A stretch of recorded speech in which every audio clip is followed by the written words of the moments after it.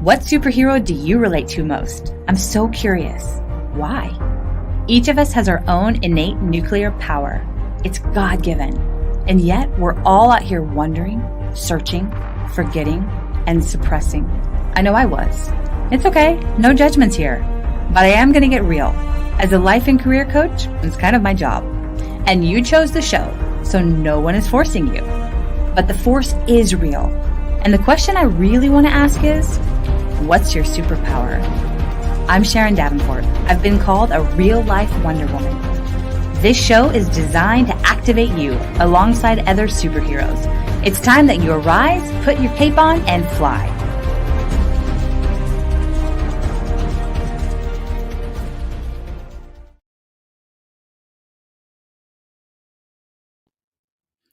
Welcome, friends. What an awesome guest we have lined up for you today.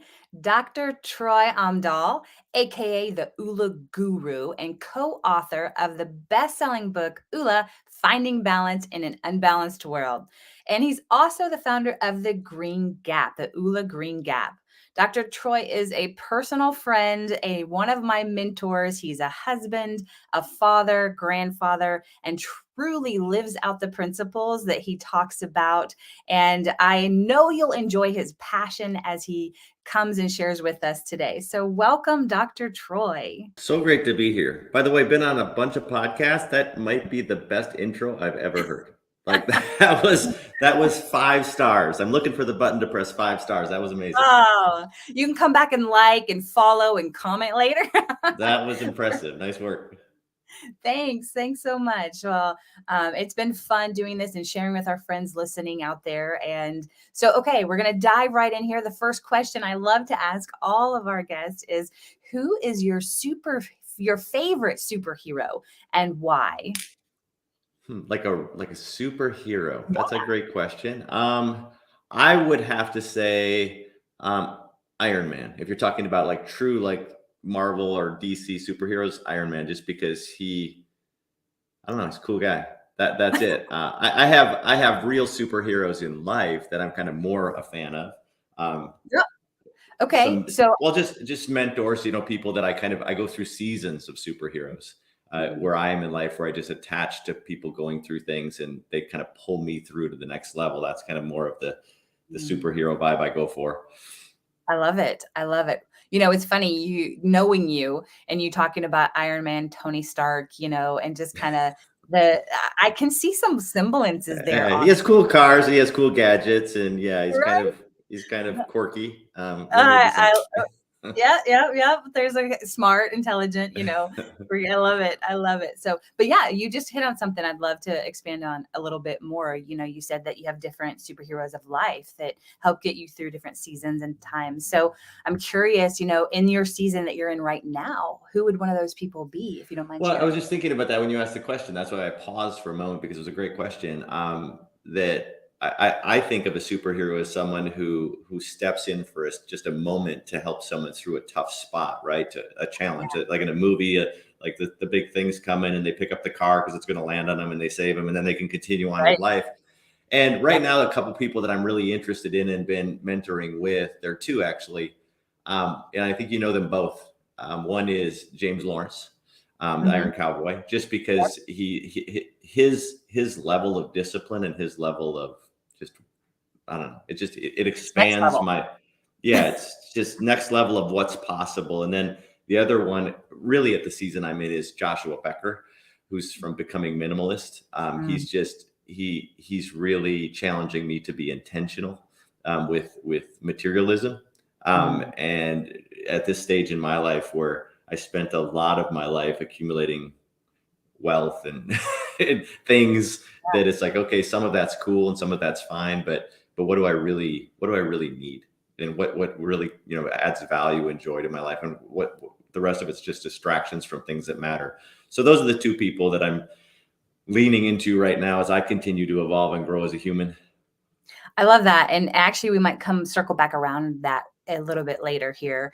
And so I love you sharing that. And those, I know both of them, and not personally, but I actually have met the Iron Cowboy, and it's super impressive in person and, in watching him as well.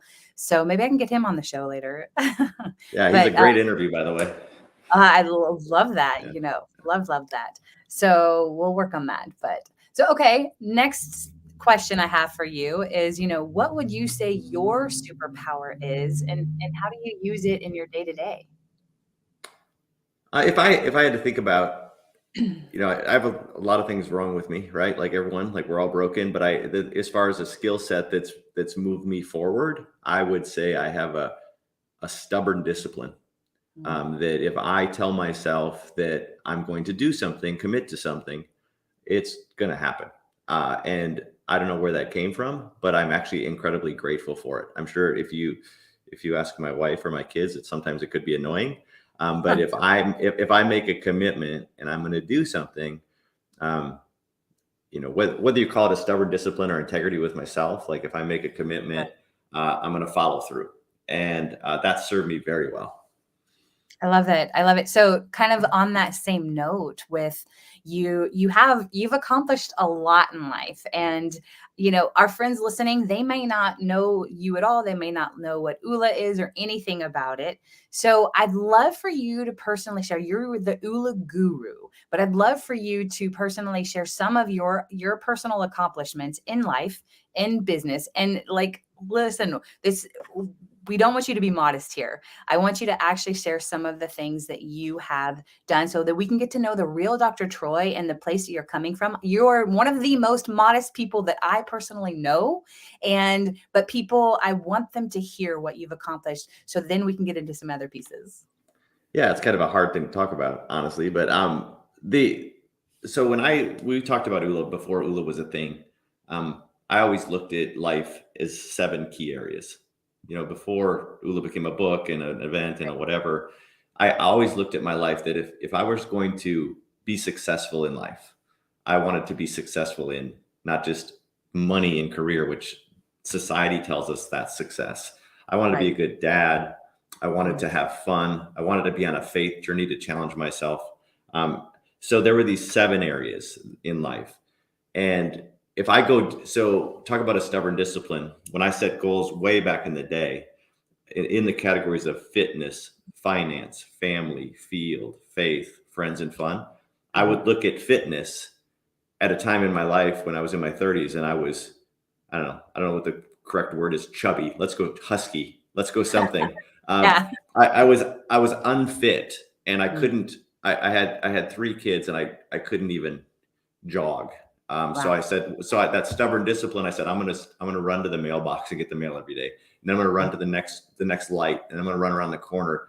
And I use that stubbornness to not being able to run to the mailbox in the spring to completing the Chicago Marathon in the fall to ultimately completing an Ironman. That's the stubborn discipline and I use that exact same stubborn discipline financially from being $755,000 in debt to retiring completely debt free and living off passive income at 42. Yes. Because I got a healthy level of disgust.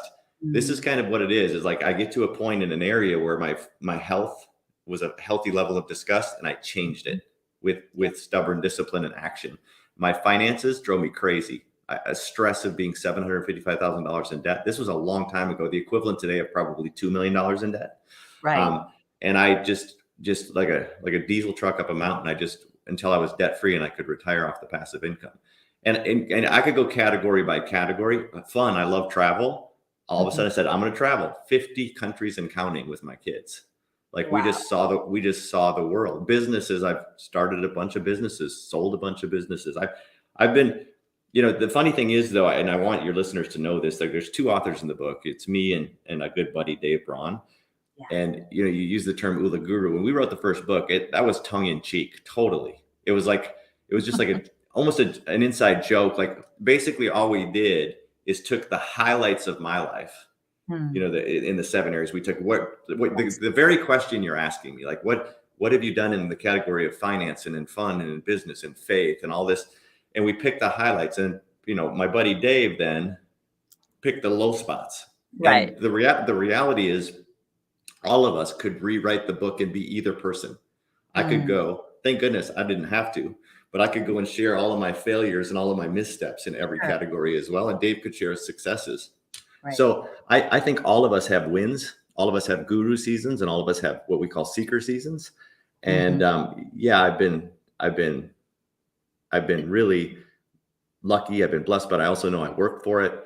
Yeah. But I'm also continuing to evolve Mm, because I put so much emphasis on the financial and business successes of things. And I did on my relationships too. So if you talk, it's not like when I was doing this ULA thing, even when I was working full time, I would take summers off. Now, could have yeah. I made more money? Could have, absolutely. But I knew that that time with my young kids was, I'm never Mm, getting that back. right. So my kids do not know a summer not at the lake, because Mm, my love wife it. always said, if you spend a summer in northern Minnesota away from distractions with your kids, you're going to know your kids. Oh, yeah. So it's really consciously living. We say in ULA that society is living the world, like living life by default. And really what ULA is living life by design, like looking at you, who you are as an individual, the goals and interests that are unique to you, and drafting a blueprint for your life in the 7 key areas. Think of it like 7 pillars or 7 foundational cornerstones that you can build a life on. Like Yeah. just have a clear vision of what you want, and then take small steps toward them. That's where I think people stop, is like when I couldn't run to the mailbox, it's like run to the mailbox. I can do that. I can't even fathom a marathon at this point, but Right. I can maybe make it to the mailbox, you know, I love and and I think that makes these things, that makes the big dreams possible.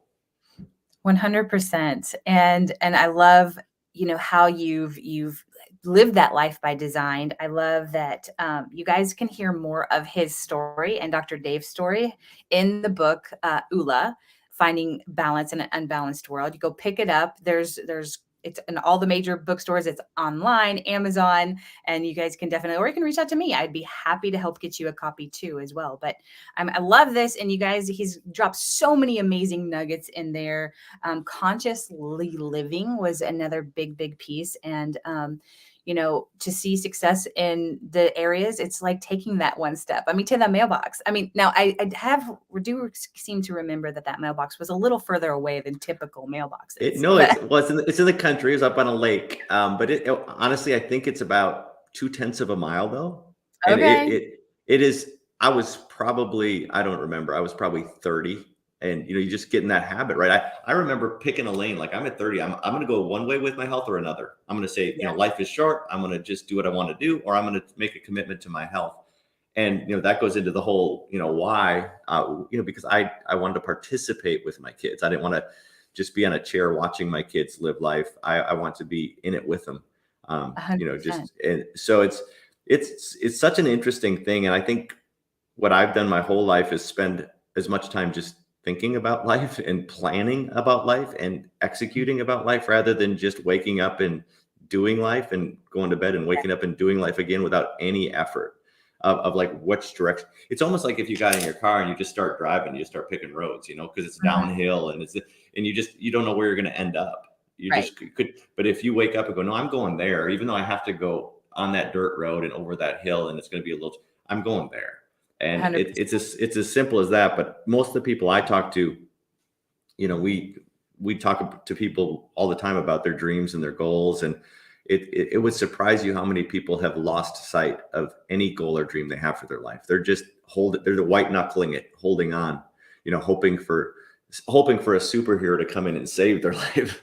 When Right. I'm so to use your podcast as an analogy, it's like no one's coming with a cape to save your life. You're the one with a cape. You are the one who has to put on the cape and do the work. And 100%. that is the rub that a lot of people don't understand, that they're waiting for some outside in fix when the fix is right inside themselves already. I love it. I love it. And that's what we're doing here is I love highlighting people like you that are living their daily lives as superhero and living out the plan that they were designed to live out. And what's the saying? Failing to plan is planning to fail, right? S- Absolutely.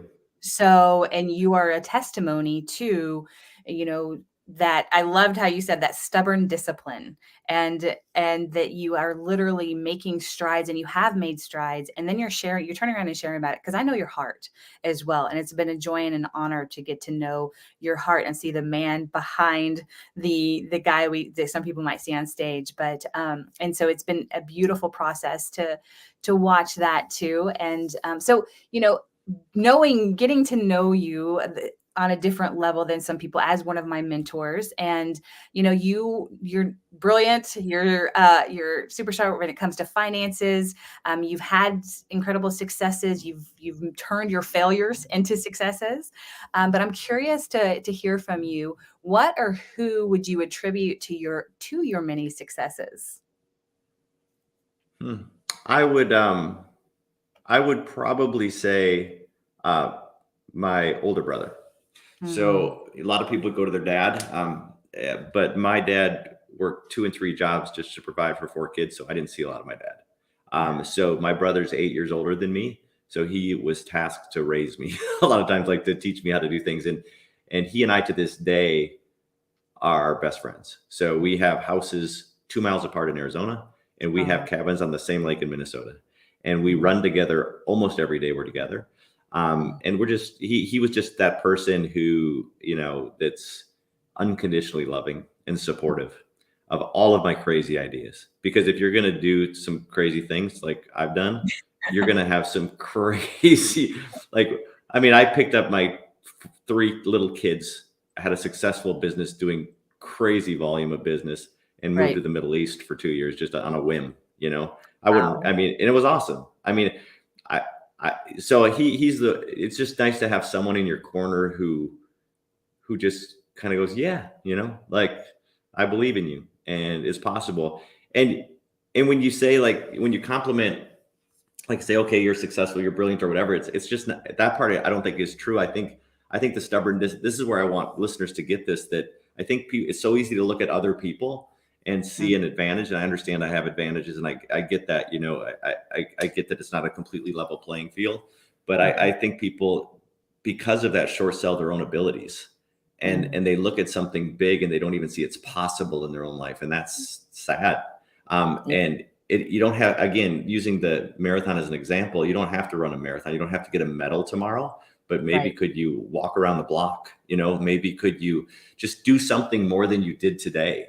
And if you Yeah. just think of it that way, of doing more than you did today and some towards something that's really deeply meaningful to you, that's Mhm. that is that's how you become brilliant. That's how you get results. That's how you make transformations, is just more than you did today towards something that's deeply meaningful. Love it. Absolutely. And just take that first step. And I love how ULA has that whole process as well. It's a foundational system to help people to take that first step, to start to see those results by little, that because every step adds up to bigger things, right? So I love it. I love it. So, with all that you have experienced in life, the highs, the lows, I'm just curious. You've had a lot of adventures, but what have you personally found to be like one of your greatest joys in life?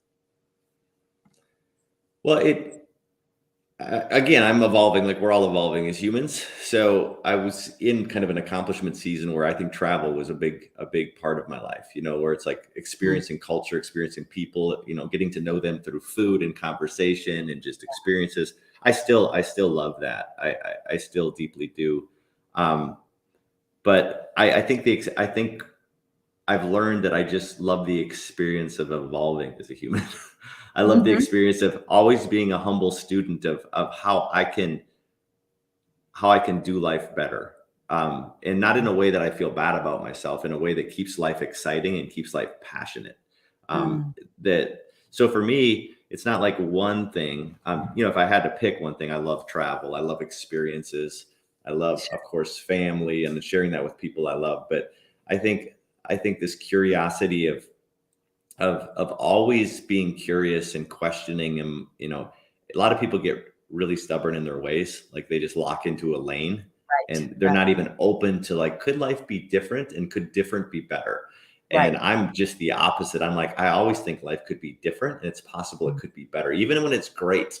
Like, could Yeah. I could I do something or change something to make this we're here for such a short time. How could I make this experience more rich? Like, lean into it even more to have more of an experience on the planet. And that's really what I'm all I'm I've like done a lot of things, and I've Right. ruled out a lot of things I don't like. But I have what you do in that process is you figure out kind of what you authentically like. So Yeah. that ongoing curiosity for how I could be a better husband, how I can be a better father, how I Mhm. can run a better business, how I can have more fun, how I could lean into my faith. I mean, looking at the 7 key areas, the 7 pillars, the 7 things of ULA, and just saying, okay, how can I do it better? And that's really fun for me, because I'm accomplishment driven. If all those people who are like type A'ers out there that like, hey, like, is there a way that I could? Is there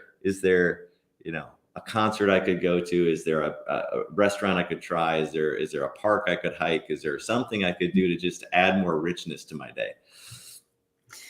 It's so fun because you truly are living life to its fullest, uh, and it's such a fun joy to watch and to hear your stories. And I've only heard like a fraction of everything that you've accomplished, but it's very obvious that you have that curiosity spirit, and we're always supposed to stay curious, obviously. But yeah, so I'm curious, just for fun side note here, you love food and you love travel. I could ask you about your favorite place you've ever traveled to, and I know that'd probably be hard, but what was the craziest, wildest thing you've ever eaten just for fun? Oh my gosh. I try about everything. So I've eaten Asia's really bizarre for food. Hmm. So I've eaten some things in Asia that I don't even know what it was, but it was still moving. And it looked like it looked not like a fish and not like a bug, but something between a fish and a bug. I eventually, there's a good thing about being curious, and there's also wisdom.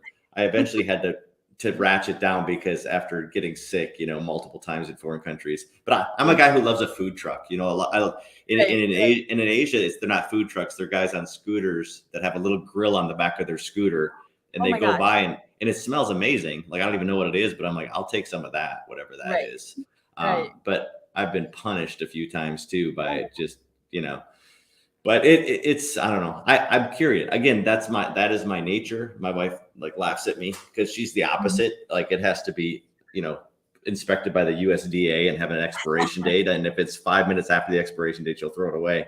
But it is I don't Asia. Thailand is my favorite place, by the way. So of Ah, 50 some okay. countries, Thailand is my favorite place. Oh, very fun. Well, it's on my bucket list too, so I can't wait to visit as well, and love it. Well, kind of speaking of the accomplishments, the different things that you have done, but not focusing on that, obviously.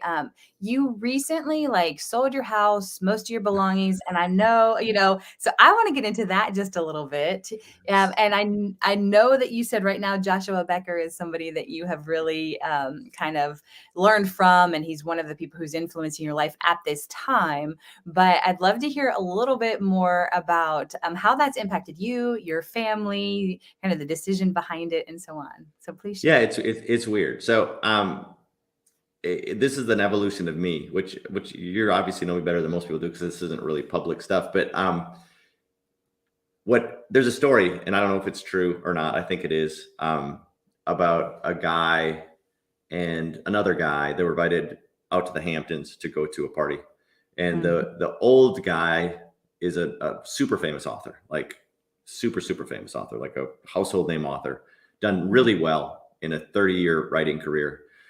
Was brought to this party by a friend, and they go to the Hamptons, it's a mega mansion, mega mansion. The guy with the mansion, late 20s, and Mhm. the house is ridiculous. And the guys at the party, the young guy who brought the author, kind of points to the owner of the house and go, "Look at that guy. He's 28, and look at his place, man. And you've been writing for 30 years, and you look. I know your house. Look at this house." And Mhm. the wise old author kind of looks at his buddy and goes, "You know what I have that he'll never have?" And the guy looks at him and goes, "I have what?" And he goes, "Enough. I have enough." Oh, wow. And that's kind of where I am. Um, Yeah. in a year financially that I've done better than I've ever done. Um, Mm, I went from a 8-car garage to a 2-car garage. mm, I went to a house that's 40% the size of the house square footage that I was in, wow. and I got rid of 80% of my material stuff in the closets and in the drawers. Mhm. I'm down to 77 articles of clothing. Um, I have enough. And once I realized I had enough, uh, I felt rich, not in a net worth level. I felt it just took all of and I'm still like someone writes me a check, I'm going to cash it. It's not like I'm a monk in the woods, like living off dirt.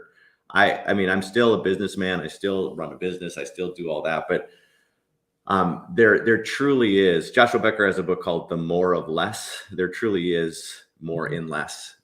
But I wouldn't call myself a minimalist at all. That would be laughable. Mm, Because if people saw the lifestyle that I'm definitely not a minimalist, but I would call myself right at this point in my life where I am today, an intentionalist, meaning that I have no mm, problem on nice material things that have some sort of meaning to me. They're joy, they have a purpose, whatever. But I definitely had excess, and trimming mm. that excess has been freeing, like freeing. So I am right in the heat of this. I mean, you could interview me 5 years from now and I buy a big house in the Hamptons. I don't know who I'll be 5 years from now, but that is where I am right now. But like Dave said, man, when I make a turn, I make a turn. Like I'm not afraid to. It's kind of like I Love picked my family up and we moved to the Middle East. But when I feel it, and I go with gut, I go with heart, and it. Mm, I was feeling this, and it was feeling too much, and right. it was feeling like too much focus Mm, mm. on and it was sending the wrong message, I think, to people that Yeah. yes, I mean, I've read all the studies on money and happiness, and there is a point. Money does provide a certain level of joy at certain income levels, and I know all that. But for me, I knew I was in the right spot, or talk about being in the right lane right now. I would get way more joy bringing a truckload of stuff to donate than bringing Right. a new package in my house. Like I would Yeah. see a package from Amazon and my eyes would roll. But when I Wow. would drop stuff off, I'd feel like, man, this feels amazing. Like Yeah. someone can use this. That's just sitting in a closet. So yeah, that is ULA, by the way. That is what we Mm, teach, is just constantly looking at the way you're living. And someone at a different stage, if you'd asked me when I'm 25, I was in an accumulation phase, which I needed to be. I had 4 kids and we needed a right. bigger house, and I wanted a bigger house, and but we're evolving creatures. And at this stage in my life, with the kids moving out of the house, I didn't need all that stuff. But it was a radical transformation, and I'm in the midst of it right now. I love it, and just a little bit that I've seen so far, it's been incredible to hear about, incredible to watch. So, and I love kind of I summed up a little bit of what you were saying, and realize that when you realize you have enough, and you'll be rich. You'll be rich. So realize you have enough, and you'll be rich. I might quote that later. Just saying. You can take it. You can put your name on it. You can own No, it. no, I'll put your name on it. I can do that. um, so as we're starting to wrap up here, I'd love for you to share like one more thing with your friends. What takeaway would you leave for our listeners today of something they could do, or something they should think about? A takeaway. I think a belief in yourself, in that everyone has challenges. Very few people share those challenges publicly. So it looks Mm, like the rest of the world is winning and you're not. right. But you are, and you are designed by God for greatness and a purpose, for sure. I believe that in my heart. I believe that there's something inside of you that is just curious to be shared with the world. And I would just challenge you to be brave enough to take action toward that every day. I love it. I love it. Well, thank you so much for joining us today, Dr. Troy. It's been such an honor to have you on here. I know you got up really early to do this, and because you're out on the West Coast there. And so for those of you listening, if you want to know more about ULA and how to find balance in your own life, feel free to reach out to me directly. I've had the privilege of working with Dr. Dave and Dr. Troy for the past couple of years, and I'm here to help you on your journey as well. And guys, thanks so much for tuning in. Troy, again, thank you. Appreciate you. Appreciate all you do. I mean, this is a community effort, and anyone throwing positivity and kindness in the world, like, I'm a fan. Love it. Love it. So, all right, guys, again, thanks for tuning in. We'll be back with our next amazing modern superhero in about 2 weeks. Until then, use your superpower to help change somebody's life for the better today. Bye for now.